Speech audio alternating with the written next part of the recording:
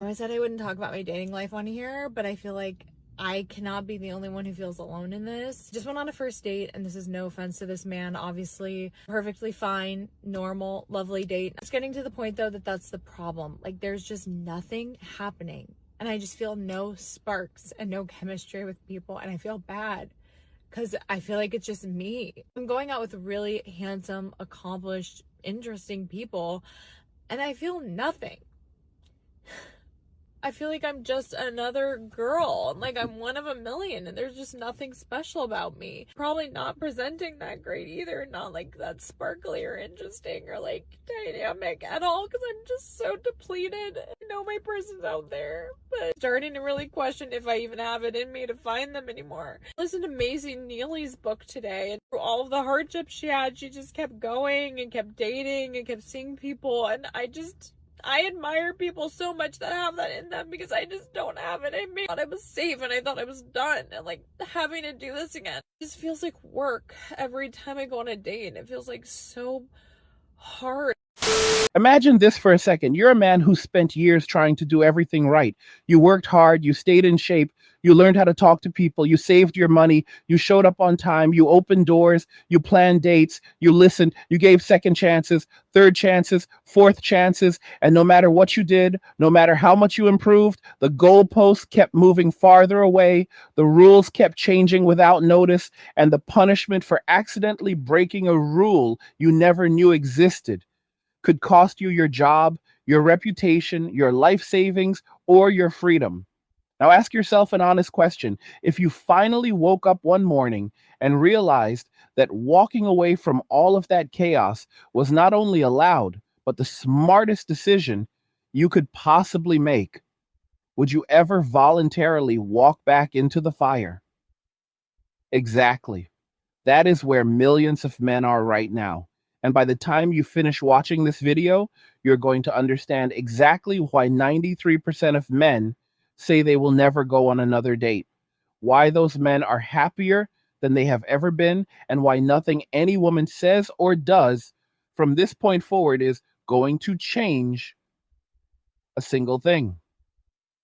Stay until the end, because I am going to show you proof that this shift is permanent, and what happens next is going to shock a lot of people who thought men were bluffing. And if you are new here, or if you have been riding with me for a while, do me a quick favor right now. Hit that like button. Share this video with every man you know who needs to hear this message. Subscribe to the channel, and most importantly, click the notification bell and select all so you never miss a single upload the second it drops. We drop truth bombs daily, and you do not want to be late to the conversation. Also, if you are serious about protecting everything you work for and actually growing real wealth in this wild market, go check out Angry's Crypto Academy. The full academy is linked in the description below. We teach you step by step how to buy, sell, trade, and most importantly, how to keep your assets safe from anyone who thinks they are entitled to them. Click that link right now and level up your financial game today. And if these videos are helping you see the world clearly, if they are giving you that fire in your gut to finally put yourself first, show some love and buy me a Red Bull through the link in the description.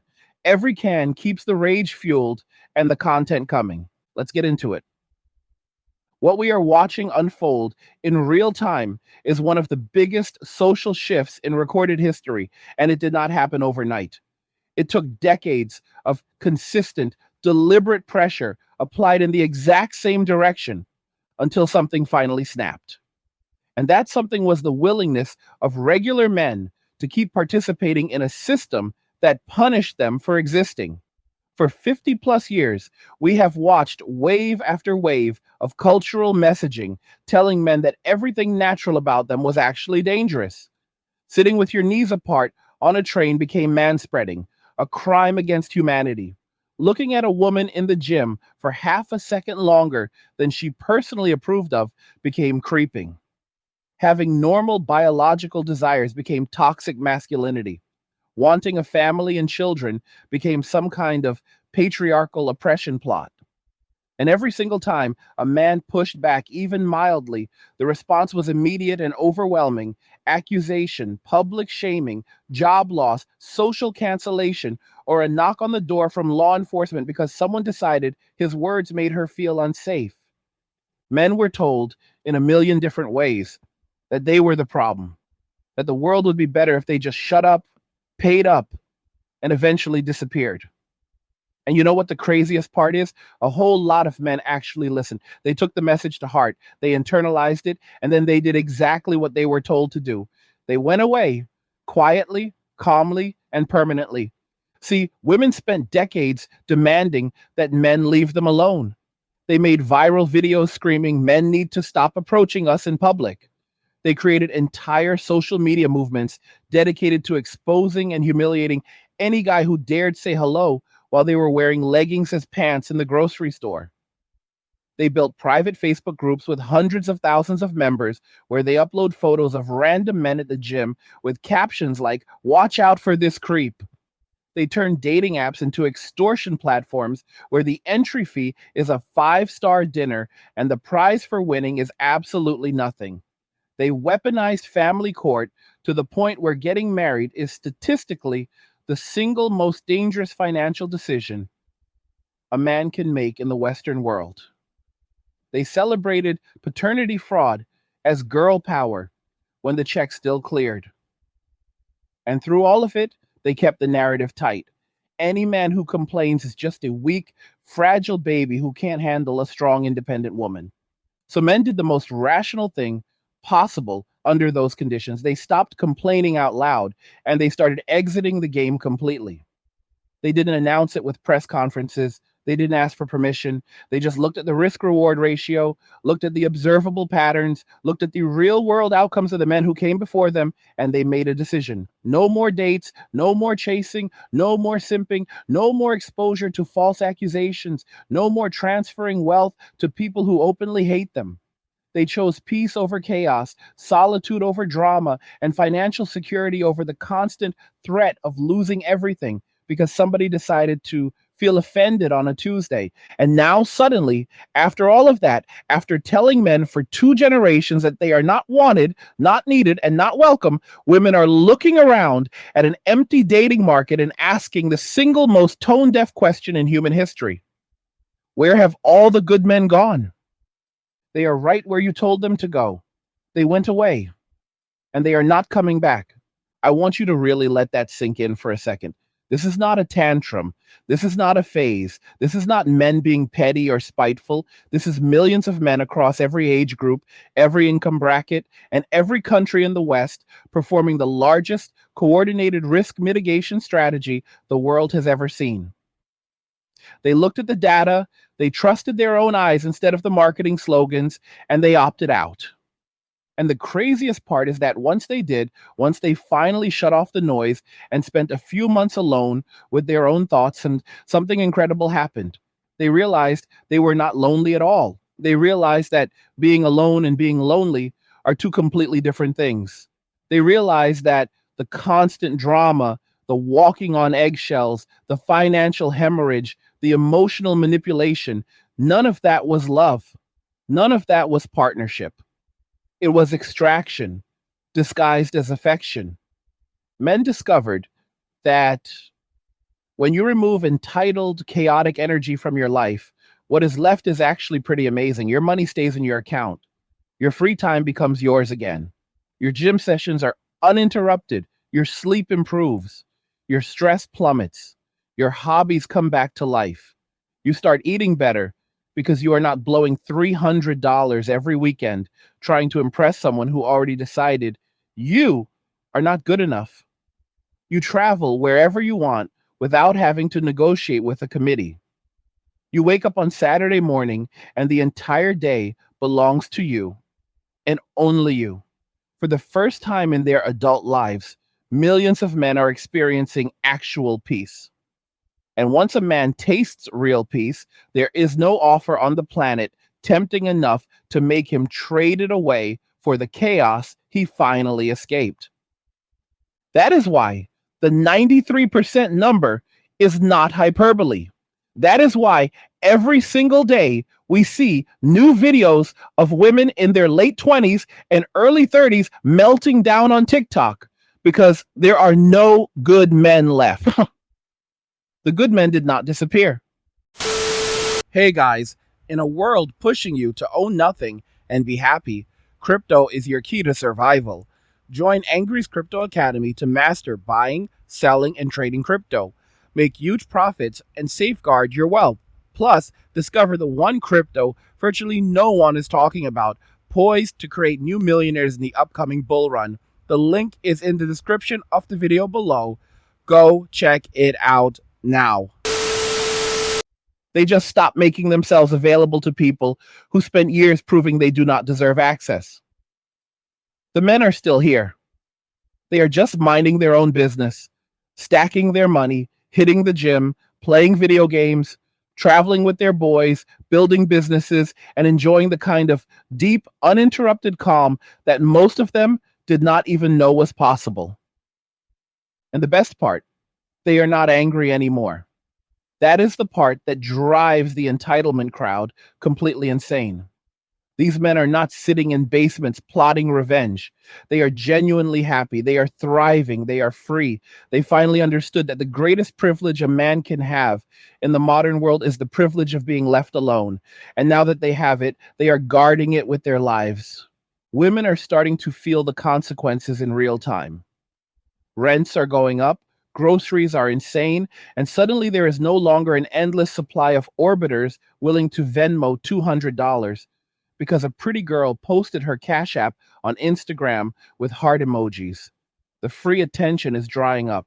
The free dinners are gone. The emotional punching bags have all logged off. And the reaction has been predictable. First denial, then bargaining, then rage. And now we are entering the panic stage where they are openly begging men to come back and save them from the reality they created. But here is the part nobody wants to say out loud. It is too late. The trust is gone. The social contract is shredded. Men have seen behind the curtain, and what they saw was not love, not partnership, not mutual respect. What they saw was a system designed to extract maximum resources while providing minimum accountability. And once you see it, you cannot unsee it. Pattern recognition is undefeated, and men are finally, for the first time in decades, trusting their own eyes instead of the scripted talking points. That is why no amount of shaming language is going to work anymore. Calling men cowards for refusing to play a rigged game does not make the game less rigged. Calling men losers for choosing peace over chaos does not make chaos suddenly peaceful. Calling men immature for refusing to subsidize lifestyles they are not even allowed to participate in does not magically create new incentives. The old playbook is dead. Men have updated their software, and the new operating system does not include self destruction as a default setting. So when you see these videos of women crying about how dating is impossible now, understand what you are really watching. You are watching the exact moment when the consequences arrive. You are watching people discover that actions actually do have reactions, that cause actually does lead to effect, that you cannot spend 50 years telling an entire gender they are disposable and then act confused when they finally believe you and act accordingly. Men did not break society. Men simply stopped showing up to fix what was deliberately broken. And now that the safety net is gone, the people who spent decades sawing through the ropes are shocked to discover gravity still works. And here's the thing that keeps the blue pill crowd up at night. This is not just a dating phenomenon. This is a complete societal withdrawal that is happening on every level at once. Men are not just refusing to date, they are refusing to marry at rates we have never seen before. They are refusing to cohabitate. They are refusing to have children. They are refusing to take on the traditional provider role that society spent decades telling them was slavery. They are refusing to be the emotional tampon, the ATM, the handyman, the scapegoat, the human shield, The disposable hero that shows up when everything goes wrong and then gets blamed for everything going wrong in the first place. The withdrawal is total. And the more women scream that men need to step up and take accountability, the faster men hit the eject buttons. Look at the marriage statistics if you want cold, hard proof. In the United States alone, marriage rates have collapsed to the lowest levels ever recorded. We are talking about a drop of over 70% since 1970. 70%. That is not a trend. That is a societal earthquake. And every single year, the numbers get worse. Young men are looking at the divorce rate, looking at the default 50-50 asset split, even when one party contributed almost nothing, looking at the automatic assumption that children belong with the mother, regardless of fitness, looking at the lifelong alimony payments that turn grown men into indentured servants, and they are making the easiest cost benefit decision of their lives. Hard pass. Why buy the cow when the cow comes with a court order that can take half your future income and your children for the next 2 decades? Why sign a contract where the only person who can break it without penalty is the other party? Why voluntarily step into a legal arrangement that treats you like a criminal before you have even done anything wrong? Men are not stupid. They can read, they can do basic math, and the math says stay single, stay solvent, stay free. The same thing is happening in the workplace. Men are quietly opting out of the corporate grind that used to be the primary way you proved your worth as a man. We were told for generations that if you just worked 60, 70, 80 hours a week, kept your head down, never complained, you would be rewarded with stability and respect. And then we watched an entire generation of loyal, hardworking men get laid off in their 50s after 30 years of service so the company could boost its stock price by 3%. We watched HR departments turn into ideological re-education camps where one wrong pronoun can end your career. We watched male-dominated fields get flooded with mandatory diversity quotas that openly discriminate against qualified men. We watched the rules change from the best person for the job to we need more people who look a certain way, merit be damned. So men looked at that landscape and asked a very simple question. Why am I killing myself for a system that hates me? And millions of them answered by walking away. Some took early retirement. Some went remote and coasted. Some started small businesses. Some became digital nomads. Some just said, screw it and live on half the income doing something they actually enjoy. The quiet quitting phenomenon everyone loves to mock. That is just the public facing version of a much larger movement. Men are not lazy. They are exhausted from carrying water for people who keep spitting in the bucket. Even in education, we see the same pattern. Boys are falling behind at every level, and the response from the system has been to double down on the very policies that caused the collapse. Schools removed recess, banned rough play, drugged boys for being boys, rewrote curriculum to pathologize male last energy, and then acted shocked when male enrollment in college dropped off a cliff. Today, women earn almost 60% of all college degrees, and the gap widens every year. And instead of asking why boys are checking out, the conversation is always about how to get more women into STEM while completely ignoring the fact that men are abandoning higher education entirely because the environment has become openly hostile. The pattern is unmistakable. Everywhere you look, in every institution that used to rely on male sacrifice, male effort, male compliance, men are simply not showing up anymore. And the louder the demands become for men to man up and return to their old roles, the more men realize those roles were never about respect. They were about exploitation dressed up as nobility. Now, here's where the story gets really interesting. Because once men stepped away from all of these traditional obligations, once they stopped trying to earn approval from a society that had already decided they were guilty by default, something unexpected happened. They started rebuilding their lives around themselves instead of around external validation. And the results have been staggering. Men's mental health is improving in ways that the experts cannot explain with their old models. Suicide rates among young men are still tragically high, but the rate of increase has slowed dramatically in the exact demographic that has embraced the walkaway philosophy the most. Why?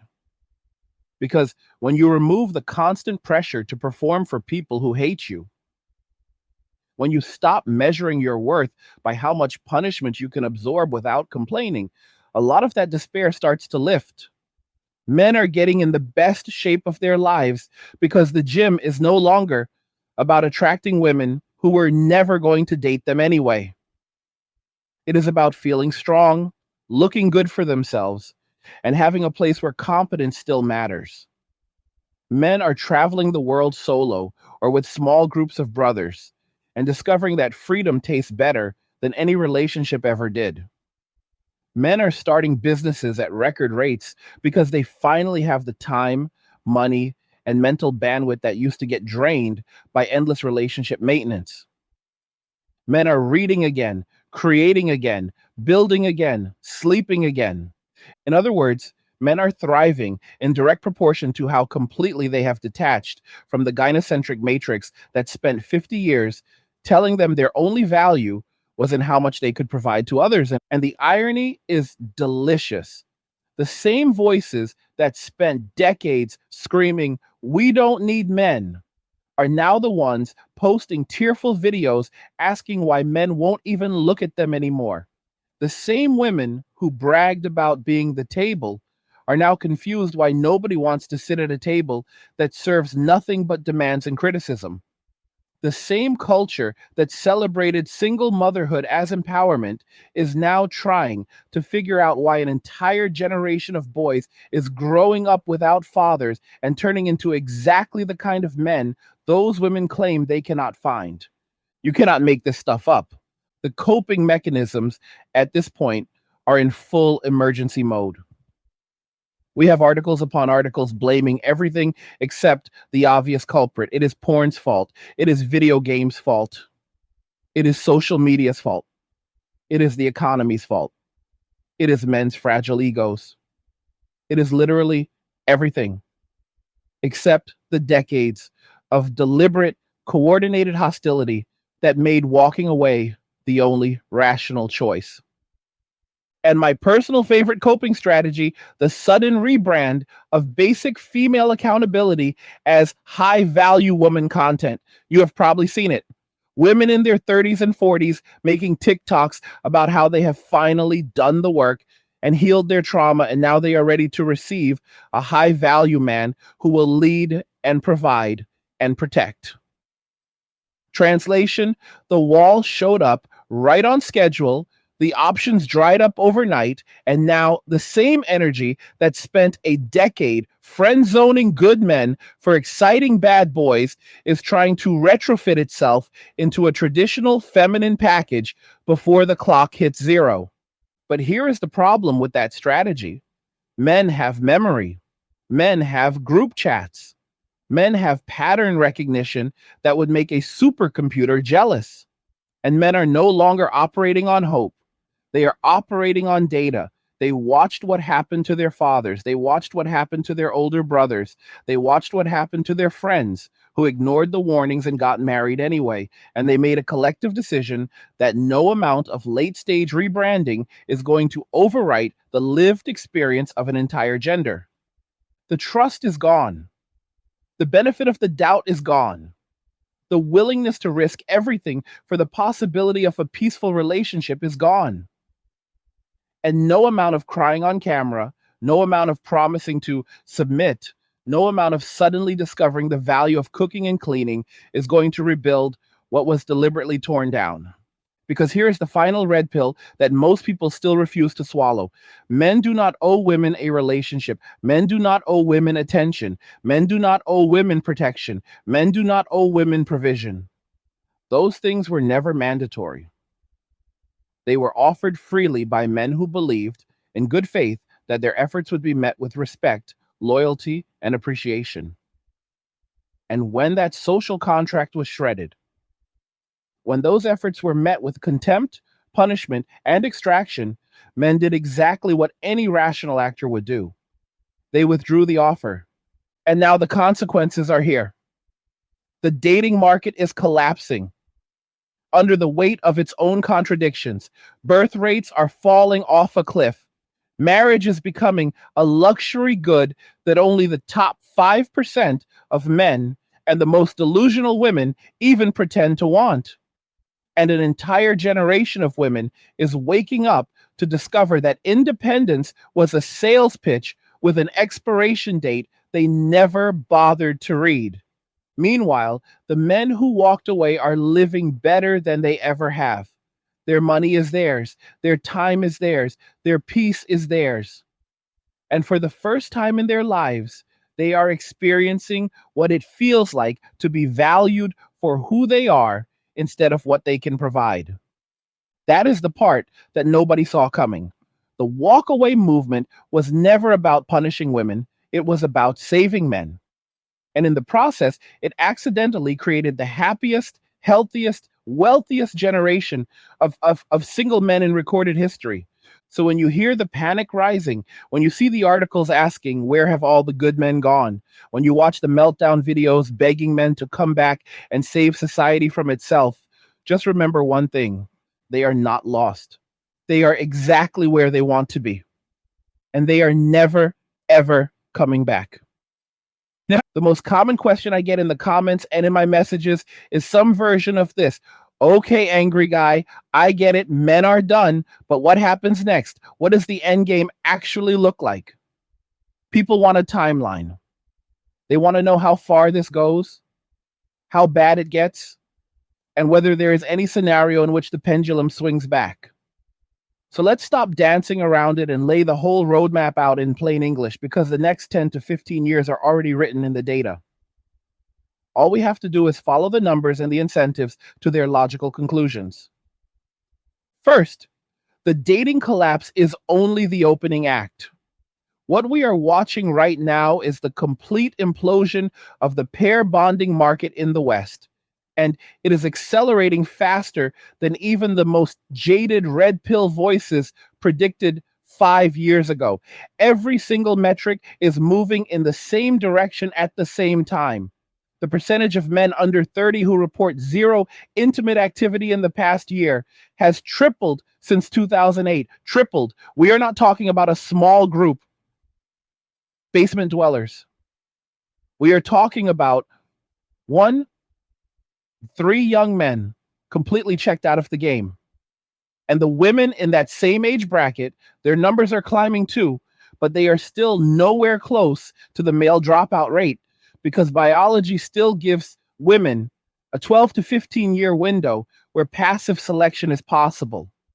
That window is closing fast, and when it slams shut, the real panic begins.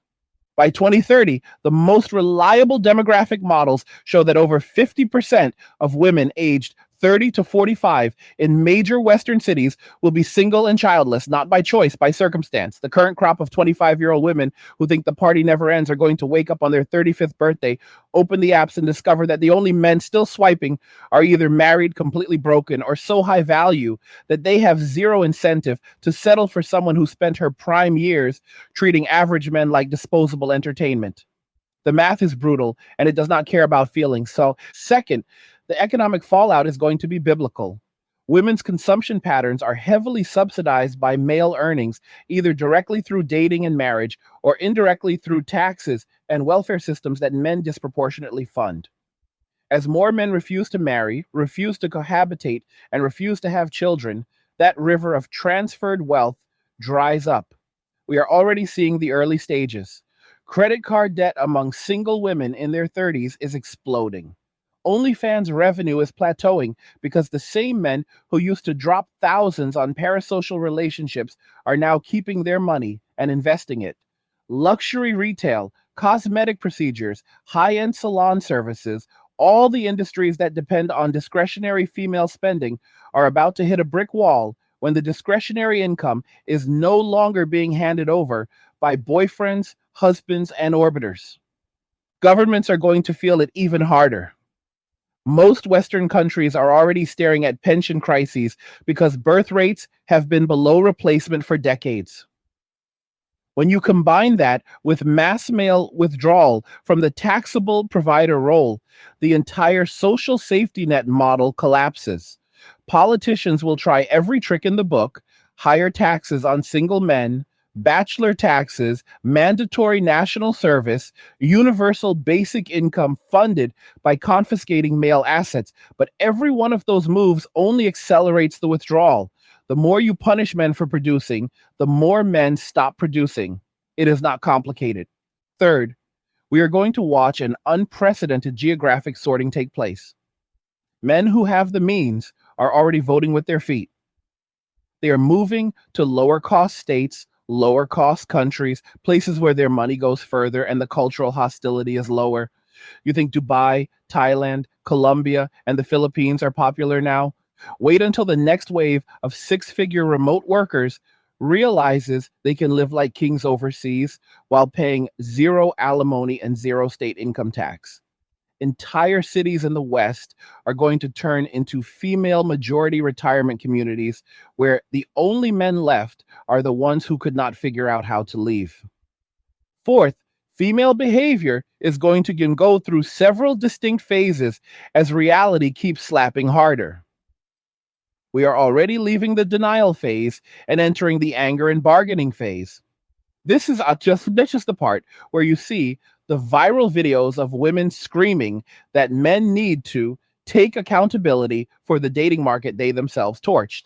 Next comes the desperation phase, roughly 2028 to 2035, where traditional feminine traits get dusted off and marketed like limited edition sneakers. You will see cooking content, submission content, stay at home girlfriend content explode as women try to reverse engineer what their grandmothers understood instinctively. A lot of men will be tempted, some will bite. Most will watch from a safe distance and let the few remaining simps serve as cautionary tales. After desperation comes resignation. This is the phase nobody wants to talk about. By the early 2040s, the majority of women who miss the boat will settle into permanent singlehood. Some will adopt cats, some will adopt ideology, some will adopt wine.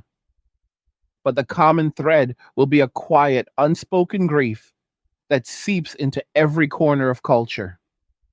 The strong, independent woman narrative will still exist, but it will feel hollow because everyone will know the backstory. The handful of women who lock down high value men early will become objects of envy and resentment, and the culture will split into two parallel societies living on the same soil but never really interacting.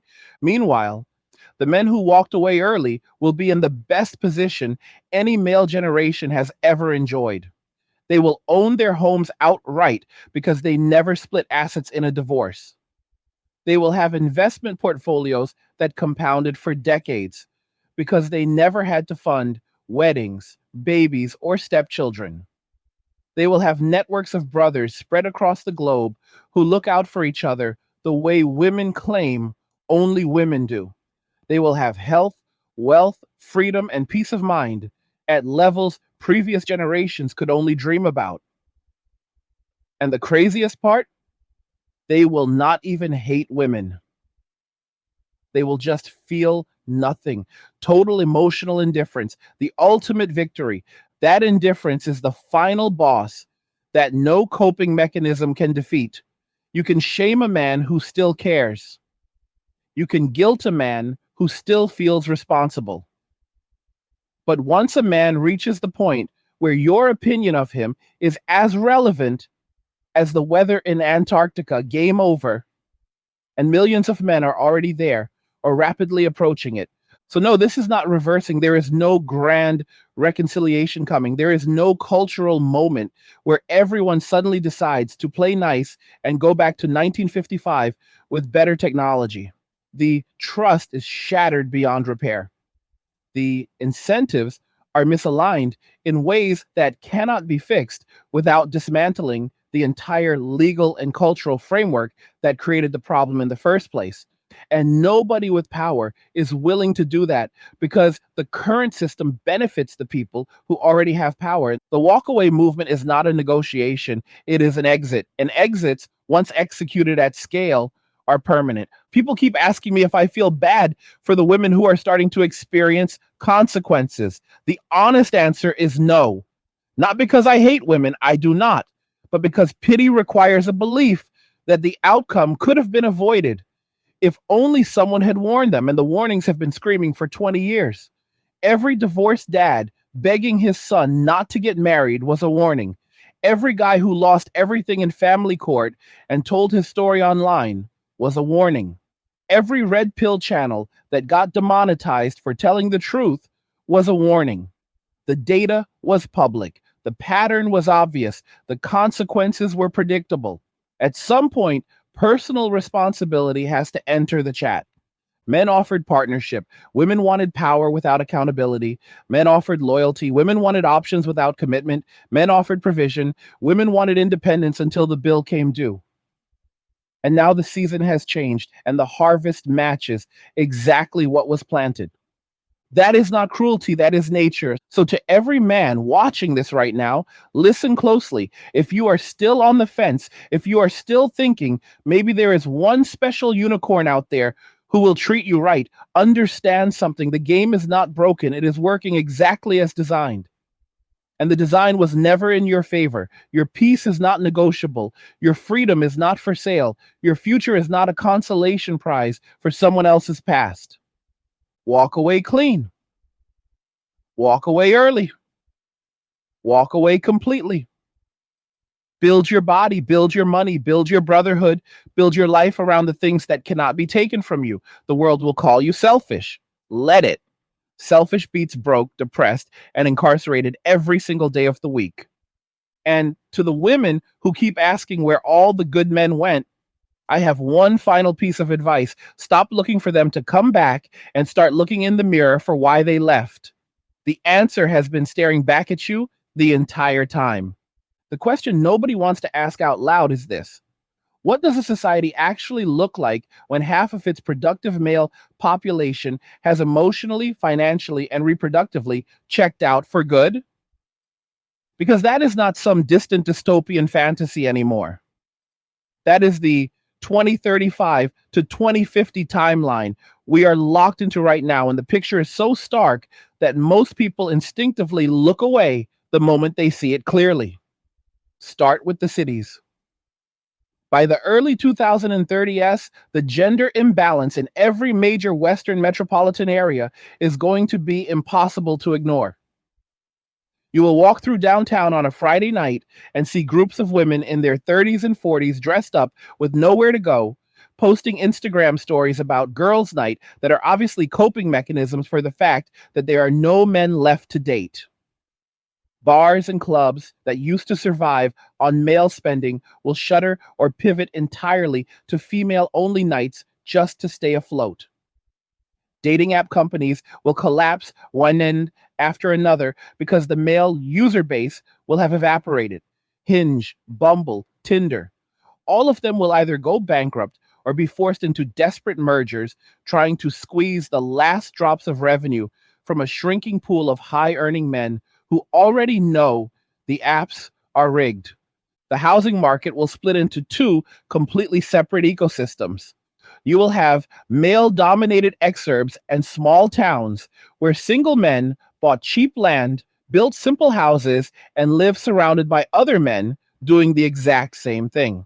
Think compounds, think homesteads, think intentional communities of brothers who pool resources, share tools, and have zero interest in bringing female drama within 100 miles.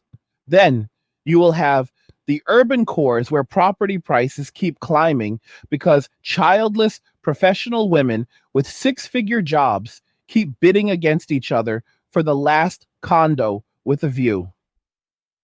Rents will become astronomical because the supply of new family-sized units will grind to a halt. Nobody is building three-bedroom apartments for people who never have children. Workplaces will become almost comically female. Entire industries that used to be mixed or male heavy will flip overnight. Tech companies already bragging about being 70% female in non technical roles will hit 90% and still not be able to fill engineering seats because the pipeline of young men willing to grind through that environment simply dried up. Corporate culture will shift even further into performative emotional safety, endless HR training, mandatory therapy sessions disguised as team building, and productivity will quietly collapse while everyone pretends it is progress. Taxes will go through the roof as governments scramble to fund the pensions and healthcare of an aging population, with a shrinking base of working age men paying into the system. Expect aggressive new wealth taxes aimed directly at single men with no dependents. Expect gender equity surcharges on male earnings. Expect proposals for mandatory civic service that somehow only apply to men. Every single one of these measures will be sold as fairness while functioning as punishment for the crime of not subsidizing someone else's lifestyle. And every single one will backfire spectacularly because the men being targeted will simply leave the jurisdiction, retire early, or drop their taxable income below the radar. You cannot squeeze blood from a stone that already relocated to Southeast Asia.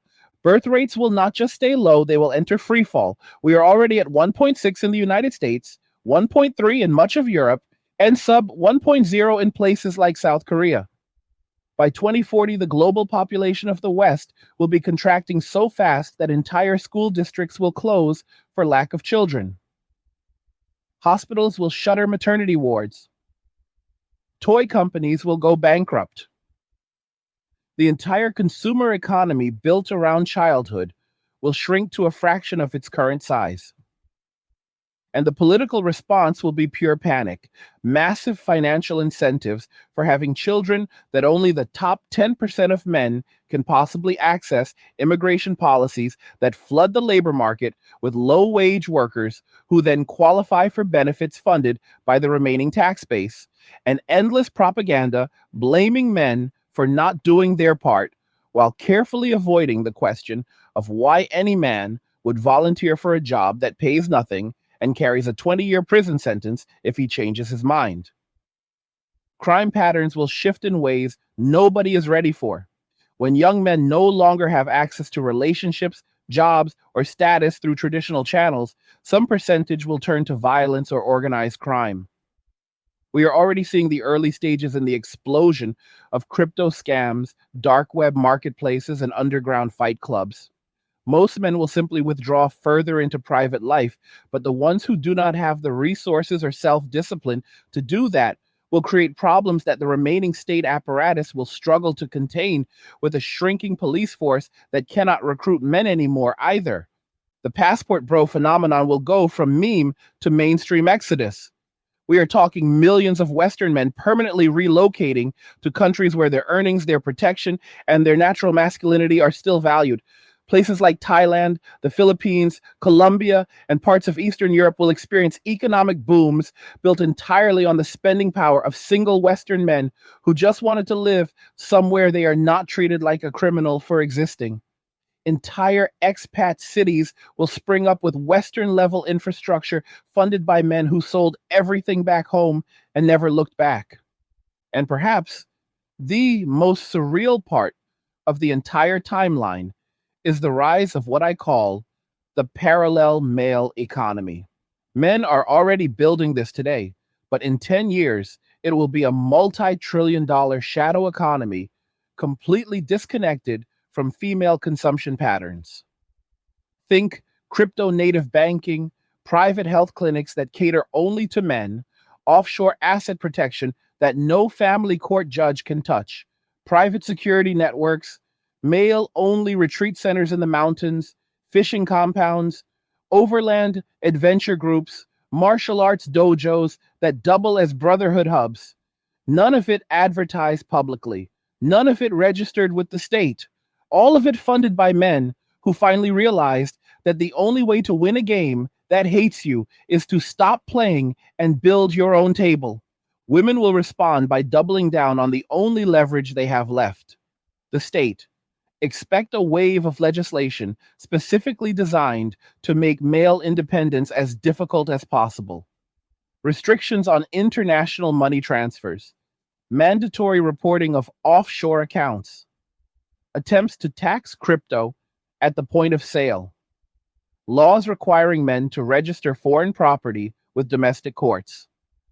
Every single one of these moves will be framed as protecting women from abandonment while quietly admitting that the only thing keeping the current system afloat is forced male participation. And every single one will fail for the exact same reason the Berlin Wall failed. When enough people want out, no wall is high enough. By the late 2040s, the West will look like two civilizations occupying the same geography. One civilization will be aging, shrinking, heavily female, heavily state dependent, and increasingly desperate. The other will be younger, wealthier, healthier, exclusively male, geographically dispersed, and completely indifferent to the first group's existence. The two groups will interact only when absolutely necessary, and even then through layers of legal and technological armor designed to prevent wealth transfer. That is the endgame. That is where the current trajectory lands if nothing dramatic changes, and nothing dramatic is going to change because the people with the power to change it are the same people who benefit from the current arrangement. So when people ask me if I think men will ever come back, my answer is always the same. Come back to what exactly? To a society that spent 50 years telling them they were the problem and then acted shocked when they solved the problem by removing themselves? To a legal system that treats them like a utility to be drained dry? To a culture that celebrates their replacement while demanding they keep paying the bill? No, they are not coming back. They are building something new, something better, something that finally puts their own well being first after centuries of being told that was selfish. And the most peaceful part about all of it, they are not doing it out of anger anymore. They're doing it out of clarity. They are not storming the gates. They are simply walking through the open exit and locking the door behind them. History books in 50 years will look back at this moment and call it the Great Opt-out. And they will marvel at how quietly it happened, how millions of men simply stopped arguing, stopped explaining, stopped negotiating, and just left. No violence, no protests, no demands. Just the soft sound of millions of footsteps walking away from a burning building that nobody bothered to maintain. And on the other side of those footsteps is freedom most men alive today have never actually tasted. So if you're a man still trying to decide which side of history you want to be on, understand the choice is not between loneliness and connection. The choice is between peace on your terms or chaos on someone else's. Choose wisely. The door is still open, but it will not be forever. What part of this future timeline hit you the hardest? Which piece do you think normies will refuse to believe until they are living in it? Let me know in the comments. I read them all. Like the video if you liked it. Don't forget to subscribe. And if you liked the video, share the video. And just remember that all roads lead to MWA, men walking away. And cheers. Nothing says you care like crypto. Nothing can compare. Nothing says you care like crypto. Oh, nothing can compare to crypto.